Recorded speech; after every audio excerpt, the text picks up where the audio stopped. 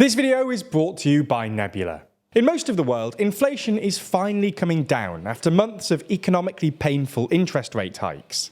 That's not what's happening in Russia, however, where inflation has actually been rising since April. Since then, Russia's inflation rate has gone from literally one of the lowest in the world to significantly higher than both the Eurozone and the US, and the most recent data suggests that it's only going to keep rising.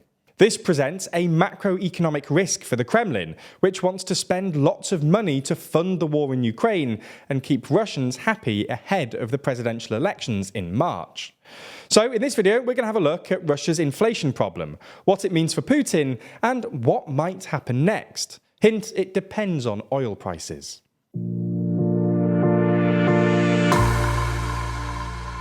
Before we start, if you haven't already, please consider subscribing and ringing the bell to stay in the loop and be notified when we release new videos. So let's start with a quick recap. When the West imposed its unprecedented sanctions regime on Russia in the immediate aftermath of the invasion, many analysts expected the Russian economy to collapse, or at least for Russia to experience unbearably high levels of inflation. The thinking was that sanctions and their impact on the ruble would make imports either impossible or way more expensive, pushing up costs across the board. Unfortunately for the West, despite a wobble in March when the ruble collapsed to an all-time low of 140 to the dollar, the Russian economy has actually held up relatively well, experiencing a relatively mild recession of about 2% in 2022, at least according to official statistics. While inflation did tick up to a high of nearly 20% in April 2022, a year later it was down to about 2%, well below the Russian central bank's target of 4%, and anywhere in Europe. Even if you take Russia's official statistics with the appropriate pinch of salt, and it's worth saying that both Russian households and companies reliably report inflation rates about double that of Russia's statistical agency, it's clear that the West's sanctions didn't have quite as dramatic an inflationary effect as intended. This was largely due to a combination of record oil and gas sales, interventionist capital controls, and rapid interest rate hikes, which all helped quickly bring the ruble back down to its pre-war level of 70 rubles per dollar, and then a 5-year high of about 57 rubles per dollar in early July. However, in the past few months, inflation has started rising, and the Russian central bank has proved unable to stop it. Having risen steadily for the past few months, inflation came in at 5.2% in August, and last week the Russian Ministry of Economic Development released data suggesting that it was now at nearly 6%. This might not sound that bad, but it's worth remembering that inflation was pretty high last year, coming in at 15% in August 2022, which means that prices in Russia have risen by more than 20% in just the past 2 years, despite rising oil prices and really quite high interest rates. For context, oil is currently selling for about $90 per barrel, up from about $70 per barrel in June, and Russia's central bank raised its base rate to 13% last month, way higher than either the European Central Bank or the Federal Reserve. High oil prices and a high interest rate should both bring down inflation by reducing borrowing and increasing the demand for the ruble, which should in turn make the ruble stronger and therefore make imports cheaper. But unfortunately for the Kremlin, this hasn't happened. So what's going on? Why is inflation rising, having just fallen a few months ago? Well, as we see it, there are at least 3 possible reasons. The first is the decline of the ruble. As we've covered in previous videos, the ruble has been sliding against the dollar for the past few months, and is currently trading at about 100 rubles per dollar. This is largely because of the efficacy of the central bank's capital controls have started to wane, i.e. businessmen are finding ways of getting their rubles out of the country, and the central bank began loosening monetary policy later last year. The second is strong domestic demand. Essentially, Russians are still buying lots of stuff, which pushes up prices and inflation. This has been an interesting phenomenon in the Russian economy. Neither sanctions nor the war really had much of an effect on economic activity, which continued to grow for most of 2022. The third reason is sanctions.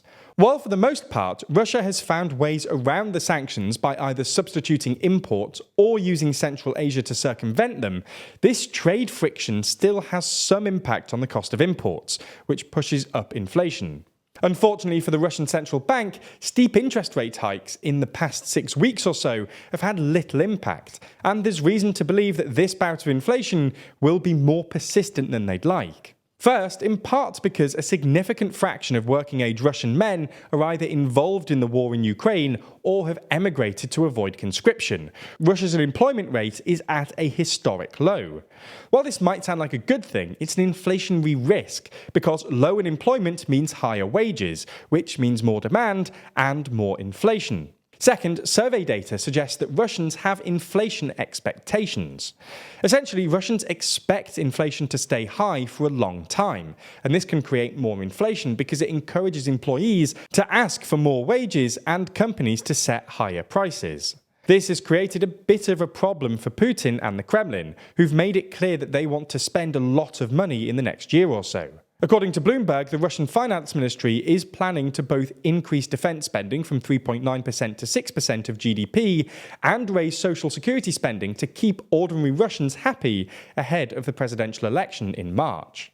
Obviously, spending this much money is an inflationary risk, especially if the ruble continues its decline, and it pits the Russian Finance Ministry against the Russian Central Bank, who've made it clear that their priority is bringing inflation down, not facilitating government spending. Ultimately, whether Russia can get away with spending this much while inflation is on the rise depends a lot on oil prices.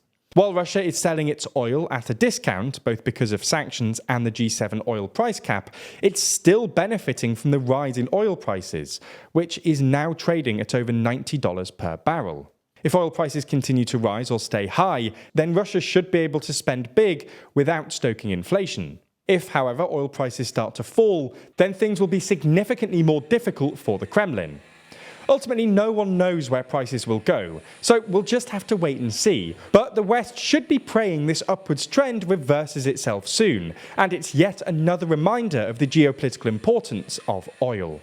That's all we have time for today, but if you're the kind of person who wants to dive deeper into the more technical and analytical side of these stories, then you ought to check out the Daily Discussion, where our writing team are let loose to discuss stories just like this one, diving deeper into news stories and unpacking the hidden details that they found fascinating, but they're either too long or too academic to make it into the final script.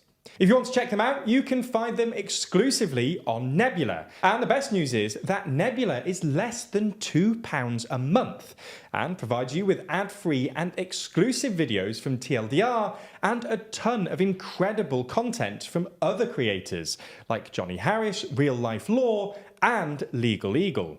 Check it out by clicking on the link in the description and make sure you use our link so they know that you came from us.